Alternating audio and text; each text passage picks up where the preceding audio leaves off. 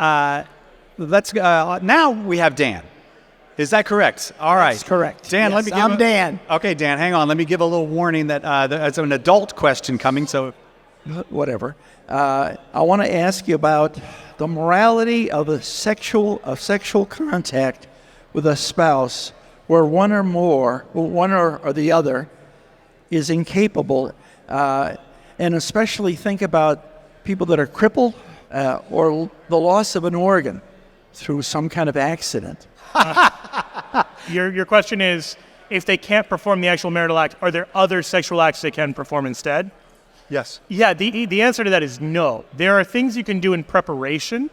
You can have, in other words, foreplay, but if it's impossible to perform the act itself, there can be no foreplay for the act. You can't engage in foreplay with no orientation towards the sexual act. It was pointed out to me that there are two purposes.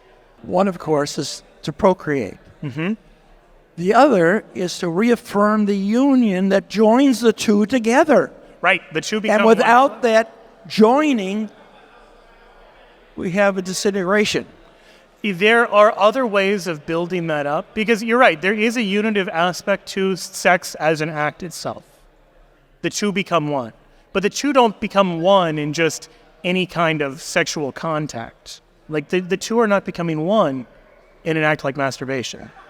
There's this word called masturbation that has a terrible ring about it. But when they're spousal and all they can do is touch one another, In an act like what is the masturbation. moral yardstick? And that will bring us to the break, actually. Thank you very much for the question. Tess, you're going to have to wait for the... My question. No, you've already started. You've already started. What happens? No, but you're going to have to do it when we come back because the music is going to start playing. And there it is. There's the music. It's not... I know you think that it was personal, but it's not personal, Tess. I have to let the music play, and then we'll come back and get your question when Jimmy Aiken is here. Joe Heschmeyer, pretty good, huh? He's not bad at this.